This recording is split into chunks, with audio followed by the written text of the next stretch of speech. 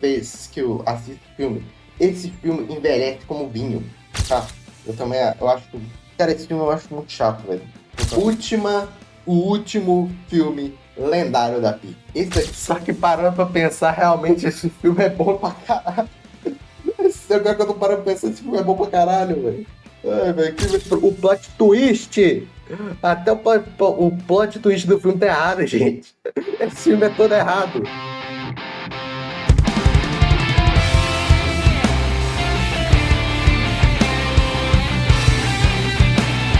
Bom, estou eu aqui em mais um vídeo, só que vou fazer um vídeo mais simples, porque pessoalmente eu tô meio apertado, só que eu tenho que lançar um vídeo depois do especial de Natal. Então, como eu tava meio sem ideias do que fazer, e principalmente meio sem tempo, então vou fazer um formato mais básico, que é o de tier list. Todo mundo sabe o que é uma tier list, que é basicamente você separar o tema e todos os itens envolvendo esse tema em várias prateleiras e separar entre os melhores e os piores. E também hoje eu vou fazer sozinho, porque não tô com muito tempo para chamar um pessoal para fazer a tier list junto comigo. Mas eu prometo que as próximas tier list vai ter duas ou mais pessoas fazendo a tier list aqui comigo e a gente vai discutir. E a gente vai discutir tudo. E que é só basicamente 100% da minha opinião. Como para estrear essa série de tier list aqui no canal, eu escolhi uma tier list mais simples, num tema mais básico, que é Pixar. Todo mundo conhece a Pixar, uma das maiores empresas de animação da história. Foi uma revolução nos anos 90, principalmente ao trazer a animação 3D em larga escala, revolucionou a indústria. Mesmo que você tenha as críticas à Pixar e que você tenha uma crítica à influência que a Pixar trouxe para as animações a partir do século XXI, você pode ter suas críticas. Mas você não pode esquecer do quão importante ela foi nesse universo de animação. E é aquilo, a gente vai separar nas 5 prateleiras. Os lendários, que são aqueles filmes lendários que fizeram a história da Pixar. Pedrada Absurda, que são filmes também ótimos, são filmes muito bons, mas não estão na minha opinião, não estão no panteão de animação, mas são filmes ótimos que tem uma grande aceitação pelo público. Bom filme, aquele filme é bom. Ele é bom, tipo, não é um filme consagrado, mas tem várias qualidades nele. Um dos filmes de todos os tempos é aquele filme meio mal mesmo, meio ok, passa de ano. E a última categoria, que é a categoria da carroça, que são os filmes que realmente... Por que carroça? A Pixar, em si, ela não tem um filme ruim.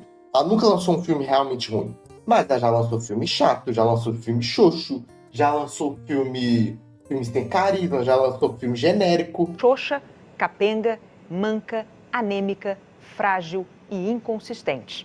Então, como o nível da Pixar é muito grande, então eu resolvi botar a carroça, que são os piores filmes, né? São os piores filmes da Pixar. Mas não quer dizer que esses filmes são ruins. Dito tudo isso, vamos começar a tier list aqui. Por ordem, coloquei aqui por ordem de lançamento, ordem cronológica de lançamento. Então vamos começar. Já vou começar como um lendário, que é Toy Story.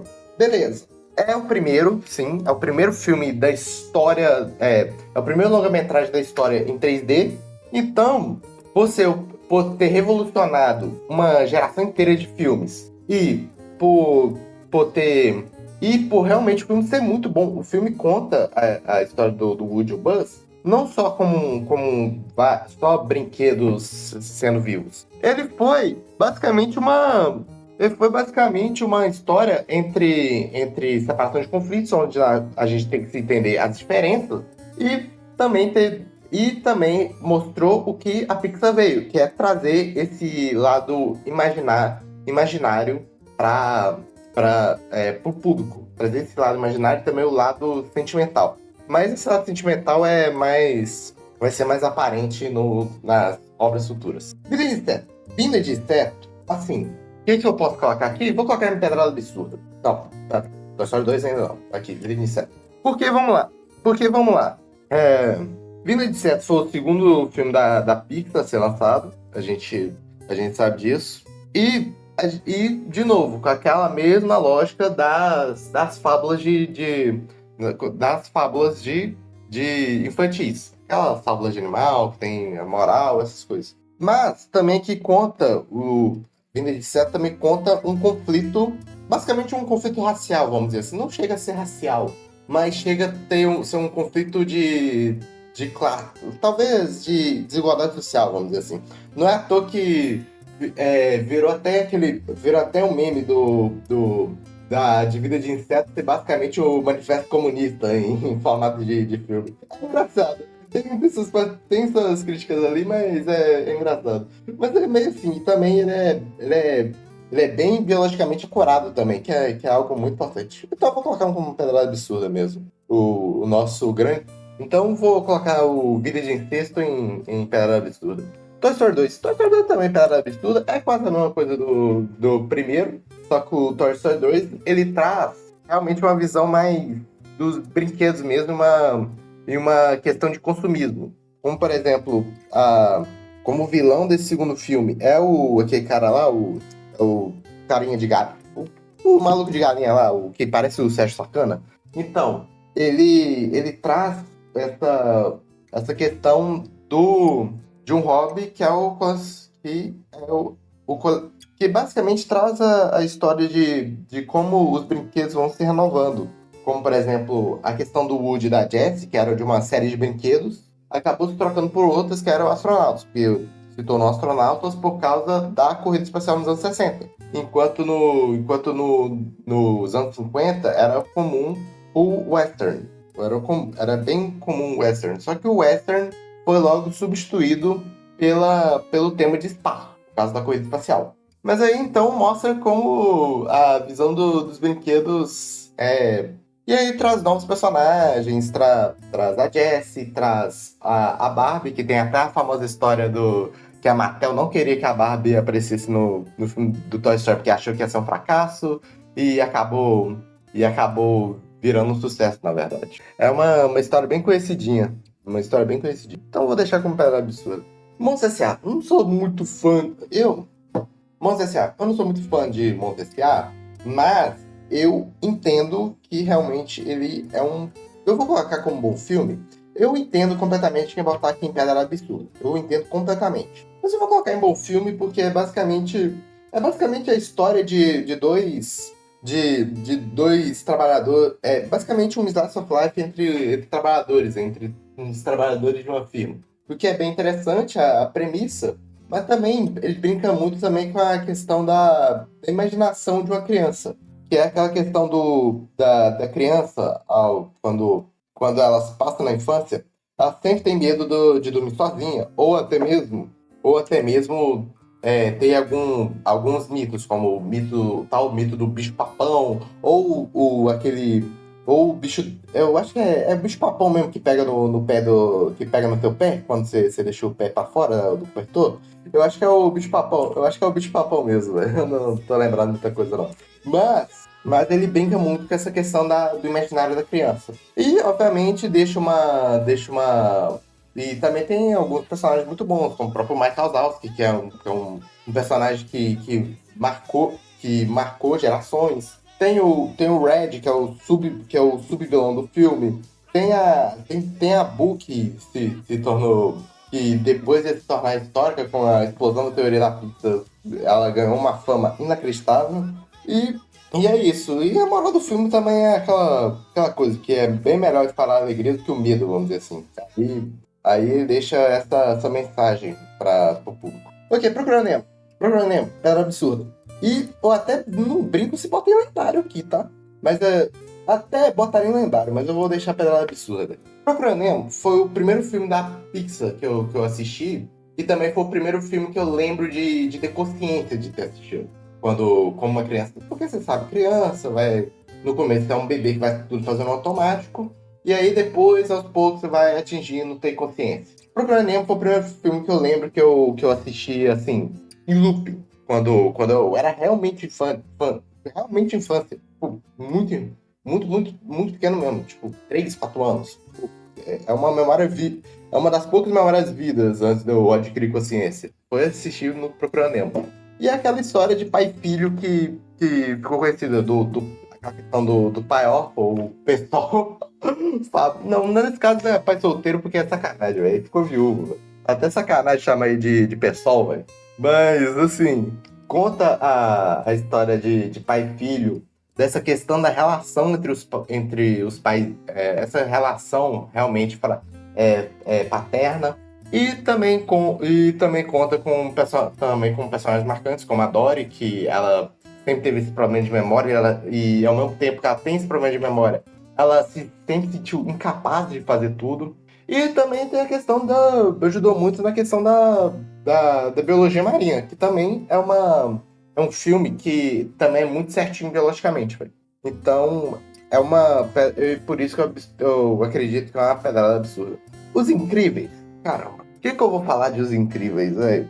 Os Incríveis também é outra pedrada absurda, e ele realmente, ele foi até um pouquinho fora do tempo, que ele conta um pouquinho daquela vida de super-heróis, que é aquela questão, tipo, quando você é pré-programado para fazer uma coisa a vida inteira, só que aí te tiram a sua importância de viver, o seu propósito de vida. Foi o que aconteceu com o Beto. O Roberto, nesse filme, que é o Senhor Incrível, ele passa por uma crise mental que é, basicamente, tiraram o seu propósito. E ele, devido a toda aquela treta dos super-heróis, do fim dos super-heróis, como se tratasse como se ele se dessem muito mais problema do que realmente a solução, a família Pera aqui no Brasil, agora eu não tô lembrado direito qual o nome deles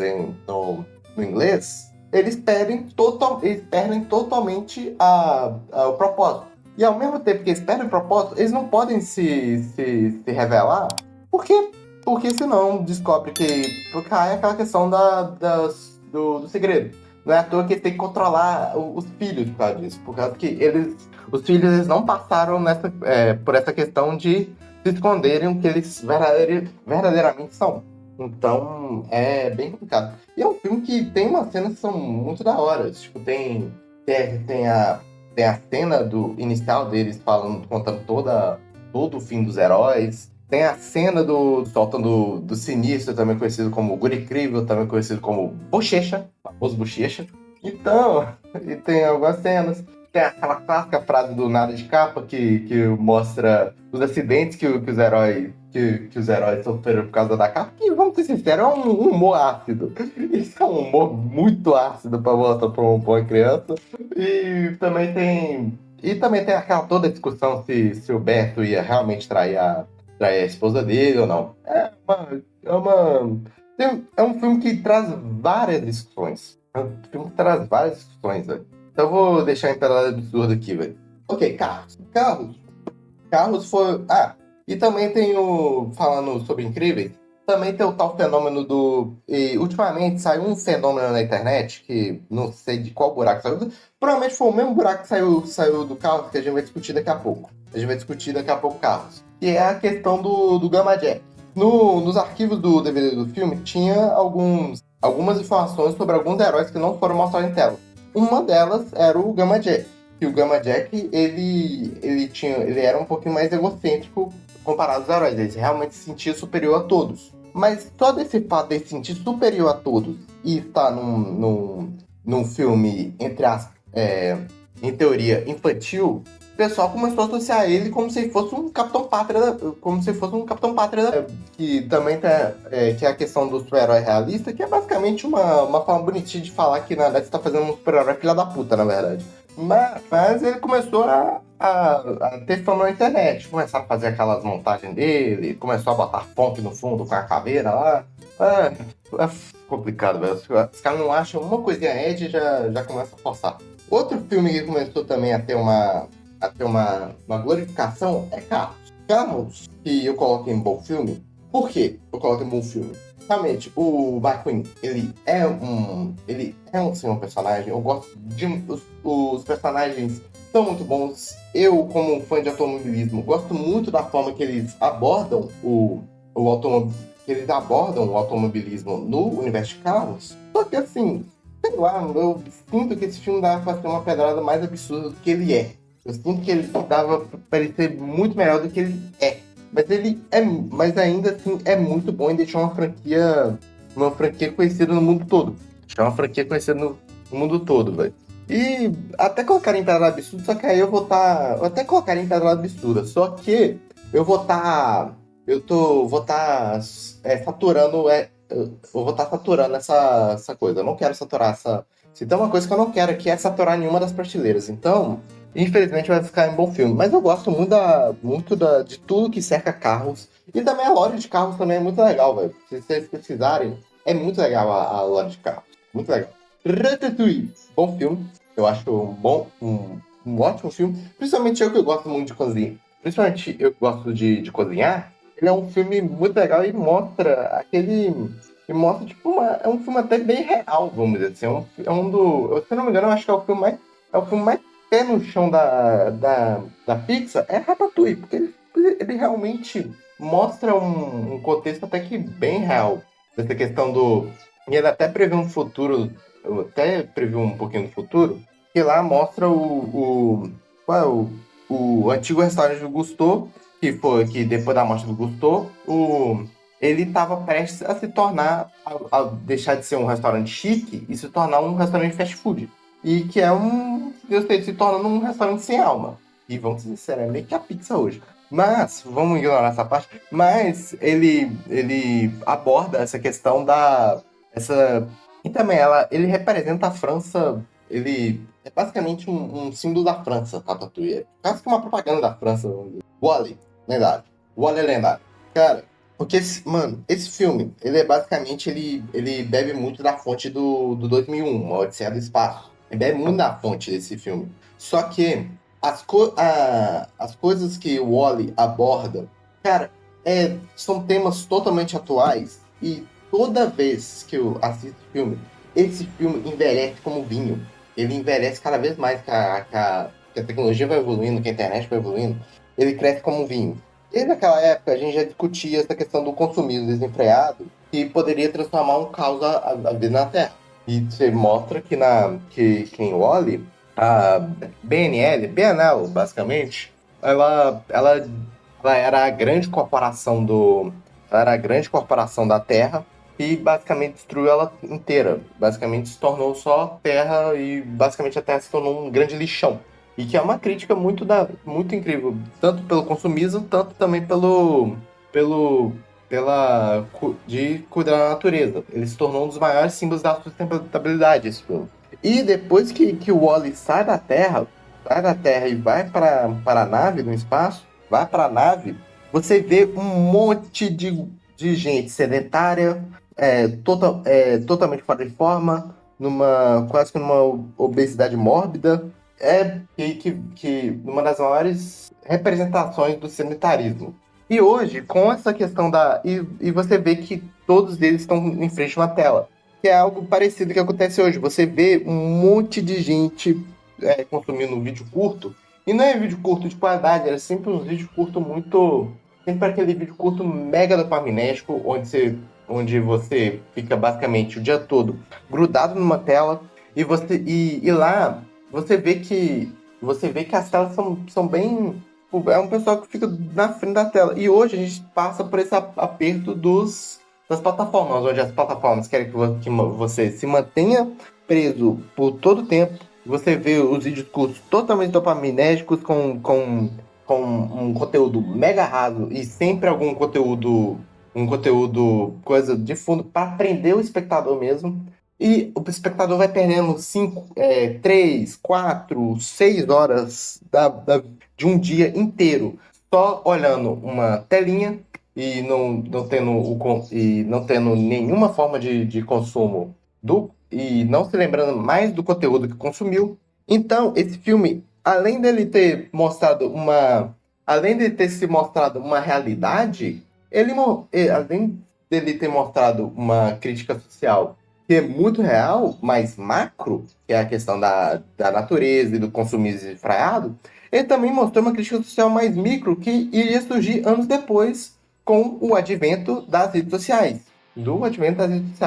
Então o Wall-E é lendário. Pra mim o Wall-E é lendário. Up, tem uma polêmica. Eu tenho uma polêmica sobre Up. Caralho, absurdo. Por que ele não é lendário? Por causa de uma coisa. E é a coisa que o pessoal coloca Up na primeira prateleira, só que pra mim, ele é o motivo na qual ele vai ficar na segunda.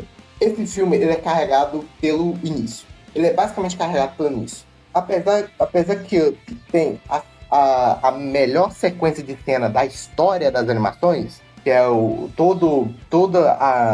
que é basicamente a história do casamento de Carl e Ellie, basicamente esse filme inteiramente se sustenta nisso. O resto, o filme basicamente se sustenta nisso. E é um filme muito, e é um filme realmente que é muito bom. A animação é muito boa. O cenário, eu acho o cenário de Up lindos. Eu acho o cenário de Up lindo. Eu acho lindo a forma que eles exploram a América do Sul, que é basicamente a floresta, não sei se será a floresta amazônica aquela ali. É basicamente a representação da floresta amazônica. Mas é tudo muito lindo, velho. A relação entre o Carl e o Russell também é até uma relação meio de avô e neto, pois é meio que quase que uma relação entre avô e neto, ou até mesmo pai e filho, não sei, porque o Russell, às vezes, alguns associam uma relação meio pai e filho por causa da questão do Carl e a Ellie sempre quererem ter filhos e infelizmente não pôde por causa de toda a história dela, da infertilidade que causou nela. Inclusive, até inventou uma teoria das tintas serem de chumbo, seria o motivo seria o motivo do aborto da Ellen. Mas olhando direitinho, não foi por causa do chumbo, beleza? Voltando aqui. Ele é um filme realmente muito bom, mas falta um negócio pra ele ser lendário. Faltou só um negocinho pra ser lendário. Foi quase, mas não vai. Inclusive, vou até botar aqui na chiquinha. Botar até 2 aqui na boca do Google aqui. Toy Story 3, lendário. Melhor filme da franquia. Eu acho melhor até que Toy Story 1. Eu acho melhor que Toy Story 1. Mas, cara, Toy Story 3 é lindo, cara. Nossa. Ai, meu Deus. Cara, eu acho o filme inteiro muito bom. O filme inteiro é muito bom. Conta basicamente uma analogia ao que acontece mais ou menos nas prisões. Que é basicamente... Que é uma analogia muito, tipo... É uma analogia muito boa. O Lotso, ele é um vilão... Ele realmente é um vilãozaço, velho. Eu acho o Lotso um vilãozaço. Toda a história toda a sequência do orfanato é muito bom deles sendo presos. Depois a cena da fuga também é muito boa. A lendária, pra mim, a lendária cena do incinerador também mano, é muito... Caramba, velho. Os brinquedos, basicamente são... naquele momento, os brinquedos foram diminuídos a plástico. A basicamente o material na qual eles são feitos e eles iriam junto com o resto do lixo que seria incinerado. Eles basicamente foram diminuídos a lixo naquela cena. E também tem a cena final do Andy se despedindo do Woody e deixando aquela clássica mensagem do amar é deixar ir. Vários ciclos se encerram e a gente tem que saber que não importa a forma que terminou. O que importa é que aconteceu e esse filme realmente aconteceu e a relação entre Woody e Andy realmente aconteceu. E aquele filme encerrava a franquia de uma forma lendária. Só que esqueceram de avisar pra Pixar que aquela franquia terminou. Só esqueceram de avisar pra Pixar. É foda. Mas depois a gente vai falar mais tarde. A gente vai falar sobre este senhor aqui. Carros 2, um dos filmes de todos os tempos. Eu não acho uma carroça. Eu não acho essa bomba que o pessoal fala, mas realmente eles fogem muito da premissa que é a premissa dos filmes carros. Eles basicamente fizeram um filme de investigação. Basicamente deixou de ter aquele o World Grand Prix. Basicamente só foi uma desculpa para fazer um filme de espionagem. E cara, uma das coisas que mais hoje vendo, mais me irrita, questão do... O McQueen, ele é coadjuvante no próprio filme. Ele é basicamente um coadjuvante no próprio filme. Basicamente, o filme, basicamente, o filme, ele é protagonizado pelo Matt. Eu vou ser sincero, eu gosto muito de filmes de investigação e também tem muito aquela relação também um pouquinho política também. Um pouquinho de relação política. E, mas só que, cara, Carlos, sei lá, é aquele clássico água e óleo, sabe? Tipo, é tipo, esse filme de investigação em Carlos é basicamente um tatu na árvore, velho.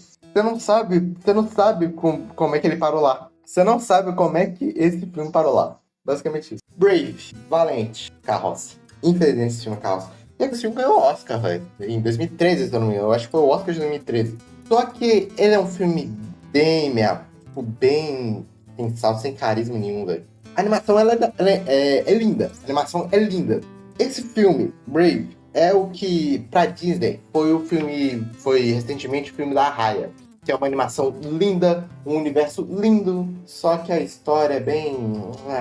A história até tenta contar uma história meio de mãe e filha, até tenta... Mano, sei lá, é chato, só chato. Brave eu acho chato. Universidade Monstro, também é chato. Também acho carroça, velho. Beleza, o Sullivan Wazowski durante a universidade, mas sei lá. Tipo, a ideia é legal, mas eu não me conecto com esse filme. Eu não consigo me conectar com esse filme. E olha que hoje eu sou um universitário, mas cara, sei lá, eles têm algumas coisinhas da. Eles têm algumas coisas da universidade. Né? Talvez seja por ele ser num contexto mega americanizado também, mega norte-americanizado. Talvez seja por isso que eu não me conecto com esse filme. Mas de resto, nossa, divertidamente, parada absurda. Esse filme é uma parada absurda. Eu só. Pera, só não lembro. Cara, esse filme é uma parada absurda porque tem muito. Ele chegou num bom momento onde a gente estava discutindo começando a discutir na década de 10, a questão da saúde mental. E esse filme, ele é uma das melhores formas de mostrar o que é a puberdade para um adolescente. Do que é a puberdade para um adolescente. Que beleza, eles iam explorar um pouquinho mais no Insanidade 2, que no Insanidade 2 é a adolescência, só que um pouquinho mais tardia, mais ou menos no ensino médio, vamos dizer assim, tipo 15, 16 anos. Nesse caso, o Inside Out é a pré-adolescência, vamos dizer assim, onde o corpo está se preparando para ir para a puberdade. E é bem legal, porque ele fala de uns temas que foram símbolos dessa década, que é, além da saúde mental, a questão do amadurecimento da criança. A Riley, ela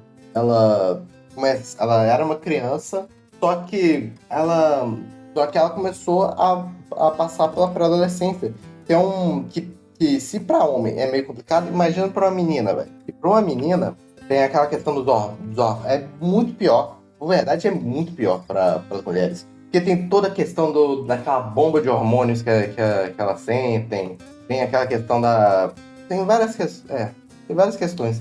E também tem um ensinamento... Tem vários ensinamentos legais, vamos dizer assim. Tem até as emoções. As emoções são personagens muito carismáticos. A alegria é carismática, a raiva é carismática. Eu acho os 5 personagens são bem carismáticos. Tirando o medo. Meio que é o menos carismático dali. É o menos explorado, vamos dizer assim. Não é à toa que o medo ele foi deixado de lado pra ansiedade no Insanidade 2. O pessoal esquece que o medo existe nesse filme. Aí acaba que esse filme ele deixa uma dura lição que coisas tristes acontecem, coisas complicadas vão acontecer, mas que vamos ir seguindo em frente, que a gente é forte. Basicamente foi isso que foi dito nesse filme.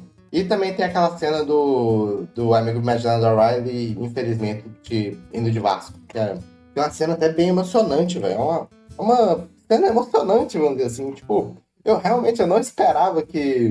não esperava que ia ser tão emocionante assim. E foi essa cena junto com a cena de despedida do Toy Story 3 e a cena... Na verdade, quem começou essa onda da Pixar sempre tentar fazer o seu telespectador chorar foi com a cena da Ellie, que foi uma cena que mudou a história da Pixar e que a partir dali começou essa onda da Pixar sempre tentar fazer os outros chorar. Foi a partir de Up. Mas aí depois de Up veio o Wall-E, depois teve a cena da despedida do Toy Story 3 e a cena do fogo, e a cena do incinerador.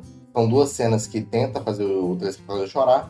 E no Inside Out tivemos a cena do Bongo Bongo, do Boing Boing lá, desaparecendo da mente da Ryan. Bom dinossauro, carro. Pô, para pensar aqui, velho. Eu tô. Não, deixa assim. Bom dinossauro, carroça.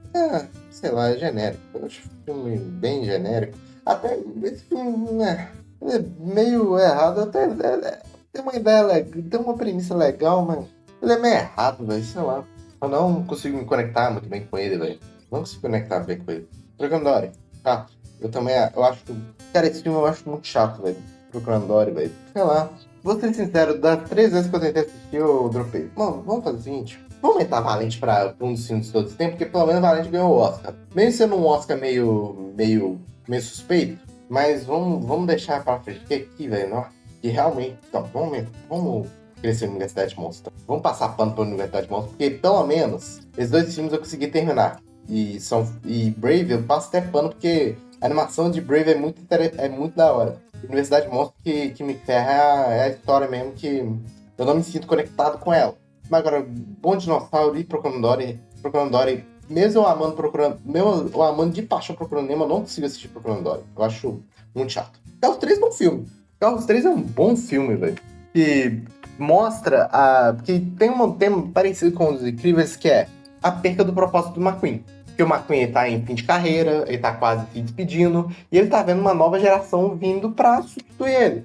Vindo pra ele ser substituído.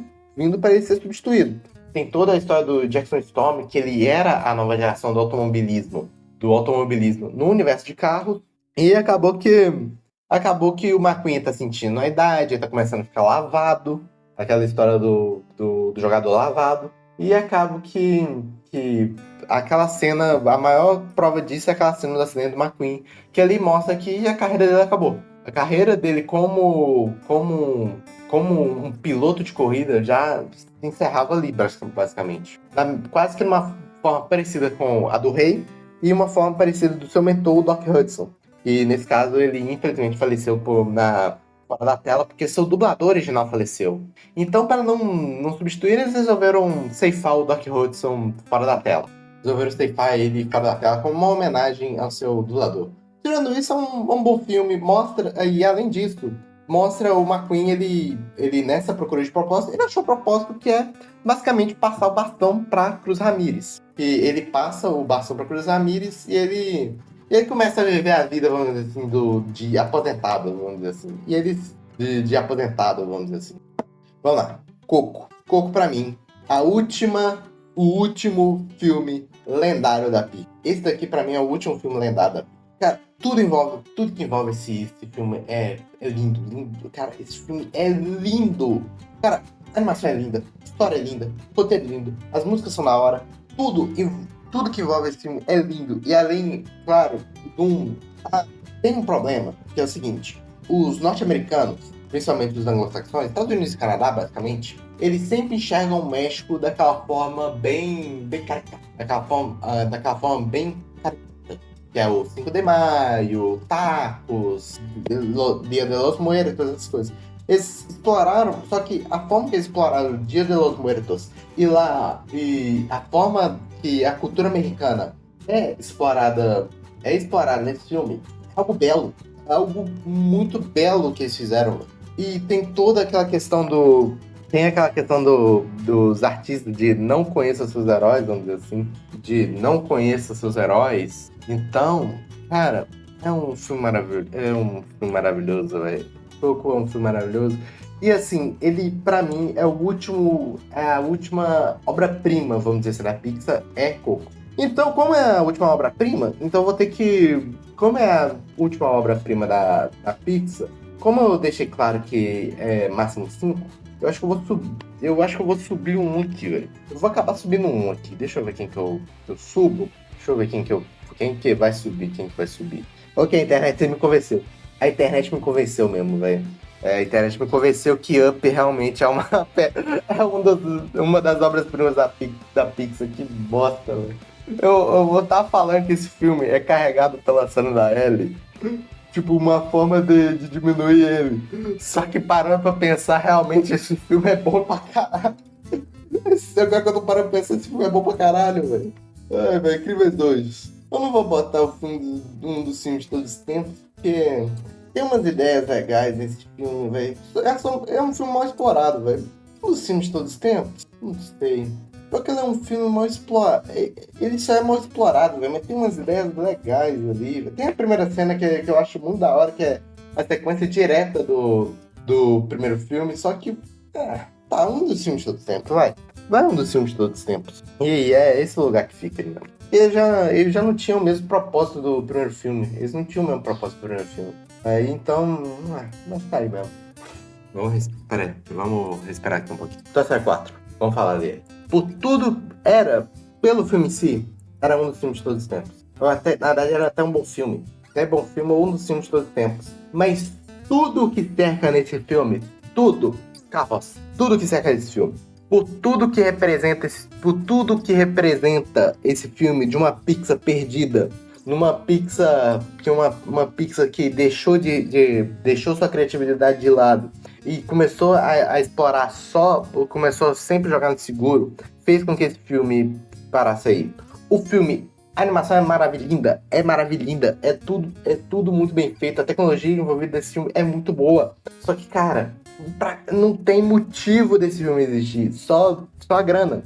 E nem grana rendeu muito. Ah, não, mas a grana rendeu muito porque aquele probleminha, a baguncinha da doença só apareceu em março de 2020. Esse filme foi lançado no final de 2019. Então, deu tempo de fazer uma bilheteria. Mas, cara, esse filme não faz sentido existir. E pior, vai ter o Toy Story 5 que invalida ainda mais esse filme. Do Toy Story 5, do Toy Story 4 que invalidou o Toy Story 3, vai ser invalidado pelo Toy Story 5 que vai chegar. Cara, por isso é carroça, vai deixar aí carroça, velho. Onward também. Ah não, Onward é um dos filmes. Você não tentou explorar aquela relação fraternal entre os irmãos, mas não deu muito certo não, velho. Não deu muito certo. Só acertar aqui, só botar Sadout aqui. Opa, fica aqui. Aí pronto, pode ser. Tentou fazer aquela historinha da relação fraternal entre os irmãos, algo parecido com Frozen. Algo parecido com o que Frozen explorou, mas meio chato. Eu tenho minhas dúvidas, véio, sobre Soul. Eu acho um bom filme. Eu acho que o contexto do filme em si, ele é muito bom. Tipo, a relação entre a vida, o personagem ser muito carismático, tudo em volta dele é muito da hora. Tem muito da exploração da cultura negra americana e da exploração do jazz, que também é algo muito da hora de ser explorado, mas... E também tem a questão ele é um filme mais filosófico, vamos dizer assim. Ele é um filme mais... Eles tentaram fazer um filme mais filosófico, então ele é um filme mais abstrato, vamos dizer assim. Não é um filme pra todo mundo. Esse Soul não é um filme pra todo mundo, mas tem umas premissas interessantes. Então por isso que eu vou botar bom filme, velho. Tem umas premissas interessantes. Luca também. É um bom filme. Me salvou na pandemia. Me salvou Me salvou durante a quarentena. Esse filme foi lançado em 2020, em 2021, enquanto ainda o pessoal tava em casa. Então, cara, no contexto que ele foi lançado, e o filme, sim, que é uma história até que legal, é um filme legal. Esse definitivamente é um bom filme. Então, vou deixar o Luca aqui. O pessoal dá uma subestimada nele, porque foi quando começou as bocas de feijão Se você reparar, as bocas de feijão que a Pixar começou em Luca. Foi aqui que iniciou a tal da boca de feijão. Mas era um bom filme. Não vou deixar ele em bom filme, que tem as suas mensagenzinhas ali de você ser o que você deve ser. Tipo, você ser você mesmo. Não tenha vergonha de ser o que você é. Mas é um filme da hora. Tem até uma... O pessoal até tem uma teoria que é um filme meio queer. É um filme meio queer, que é, por ter toda essa questão do Lucas sempre estar preso entre aspas, no armário, que é a questão dele ser dele não querer ir pra fora da Terra, dele esconder aqueles sentimentos pros pais. Tem uma analogia meio queer, tem até uma teoria que é uma analogia meio queer ali, mas vamos deixar passar. Mas é interessante. Red, sei lá, velho. Um dos filmes de todos os tempos. Vou deixar em um dos filmes de todos os tempos, porque. Mas vou deixar ele aqui, ó, mais ou menos. Porque eu realmente passo pano pra esse filme. Eu passo pano pra esse filme. É um filme que ele não explora tanto. Também explora a puberdade, só que ele não explora tanto igual Divertidamente. Ele parece ser um Divertidamente meio da Shopee, sabe? Porque ele tem a mesma temática do Divertidamente, só que ele explora de uma forma mais. Ele explora de uma forma diferente. Ao invés de ter aquela parada meio de dentro, de fora pra dentro, ele explora algo de dentro pra fora. Ele que aí, ao invés de, que aí forma uma explosão, que aí é a forma da Mei Lee se transformar nesse eu não lembro se era um panda ou era um tanuki. Eu não lembro qual é o animal. Eu acho que é um panda. Aí se torna esse panda gigantesco. E eu acho que a única coisa que é interessante nesse filme é a questão do que... dessa questão do trauma hereditário, vamos dizer assim. Que é a tal do trauma hereditário. Onde o trauma vai se passando de família para família, de geração em geração. E aí, meio que tanto a Mei Lee, tanto a mãe dela e a avó dela passam pelo mesmo trauma. Só que é algo até meio subexplorado desse filme, velho. Eu acho que se explorasse um pouquinho mais sobre isso, estaria um bom filme. Mas eu vou deixar em um dos filmes todos os tempos, que aqui o nível é alto. O nível aqui é alto. Lightyear, carroça. Cara, eu acho que Lightyear é uma das maiores fontes de melatonina que eu já assisti. E não só é uma fonte de melatonina, que de novo, animação linda, mas só tem aquilo. Só tem animação. Porque, cara, esse filme é uma fonte de fonte de melatonina. Esse é uma fonte de melatonina que... Como é que eu posso dizer? Tudo que envolve esse filme tá errado. Esse filme, no contexto, era pra ser o filme que o Andy assistiu na época que esse filme foi lançado. Era pra ser esse contexto. Se foi esse filme que o Andy assistiu pra comprar o Lightyear, gente, não é possível. Pô, velho, o Andy tá doido, velho. Porque, cara, esse filme, tudo nesse filme tá errado. Até que a ideia de se fazer um spin-off de Toy Story pra não vacaiar a franquia principal é boa. Só que primeiro, a franquia principal já tava vacaiada já com o lançamento do Toy Story 4. Depois, vem essa ideia da coisa do Lightyear, a história do Lightyear. Depois, trocaram os dubladores. Mudaram tiveram a ideia de trocar o dublador original do Lightyear por um ator famoso. No caso americano, foi o Chris Pratt. Chris Pratt entra como Lightyear, que lá também é reclamação. E, obviamente, mudaram pra cá. Que eles tiraram o Guilherme Briggs e botaram o Marcos Mion. Ou seja, foi um caos completo, velho. O marketing já foi errado aí. E só teve isso de marketing. Porque o marketing foi errado. O próprio pôster é chato. Um pôster chato. Os personagens... a história tá errada. O roteiro tá errado. Os personagens, tirando esse gatinho aí, é todo mundo genérico. É genérico. Também o marketing desse filme inexistente, totalmente errado.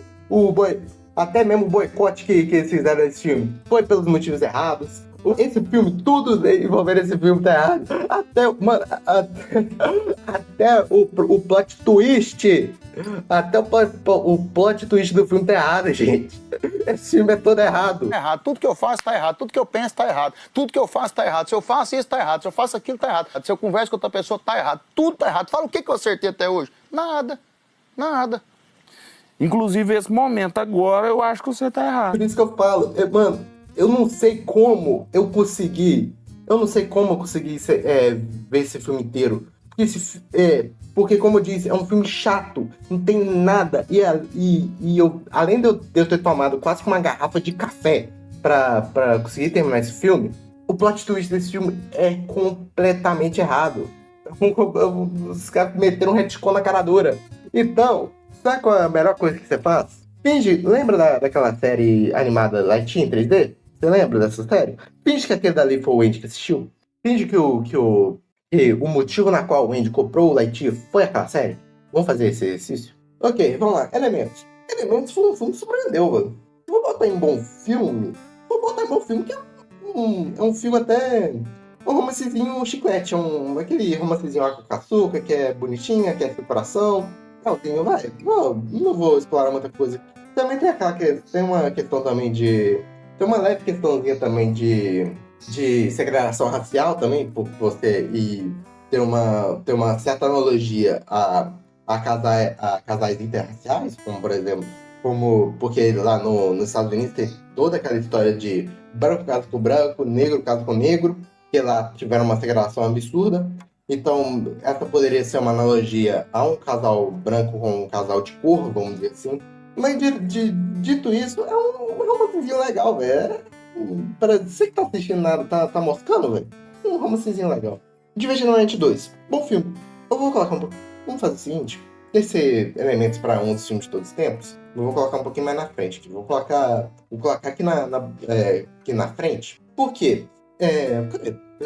Tá aqui. Porque eu acho... Não, deixa eu colocar um pouquinho mais para... Eu não vou deixar na ordem certinha, vai ser algo mais de referência mesmo. Não tá na ordem certinha aqui não, mas vai ser algo de referência. Cara, Inside Out 2, ele foi um sucesso de bilheteria, muito por causa do primeiro. O marketing desse filme foi completamente certeiro. Eles acertaram muito na divulgação desse filme. Apesar de ser o problema, é um filme muito bom. Ele tenta emular um pouquinho do primeiro, trazendo essas novas emoções. Só que, sei lá, eu acho o Inside Out 2 ele falha por ser mais do mesmo. Então, ao assistir aquele filme, você vê, eu já vi esse filme antes, sabe? Ele dá aquela impressão de você já ter visto antes. Então, ele perde totalmente o elemento surpresa. Ele perde tanto o elemento surpresa que, por exemplo, o que deveria ser a cena mais impactante desse filme, que é a cena da cidade da Riley, não é tão impactante assim, porque porque um ano antes, a DreamWorks já tinha feito a cena do Gato de Botas tendo crise de ansiedade. Pior.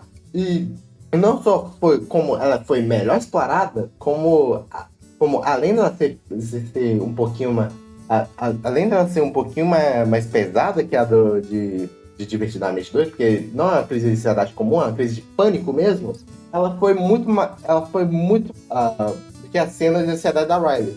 Então meio que perdeu totalmente meio que perdeu todo o fator surpresa daquela cena. Então meio que o filme em si, ele é muito bom, só que ele não tem um fator surpresa nenhum. Você não vê nada surpreendente nesse filme. E pra encerrar, o último lançamento da Pixar foi Hélio, que... A roça, né? Chato, não tem nada nesse filme. Eu sei que tem aquela questão que cortaram as asinhas desse filme, mas mesmo assim, mesmo cortando as asinhas desse filme, esse filme é chato, badanado. Eu acho que esse filme é muito chato, velho. É isso. Vamos... Nesses lendários aqui, eu acho que eu vou deixar na frente aqui qual é o melhor filme. E pra mim, na minha opinião, entre esses 5 lendários, o melhor filme da Pixar, Toy Story 3. Porque Toy Story 3 ele é bom do início ao fim, velho.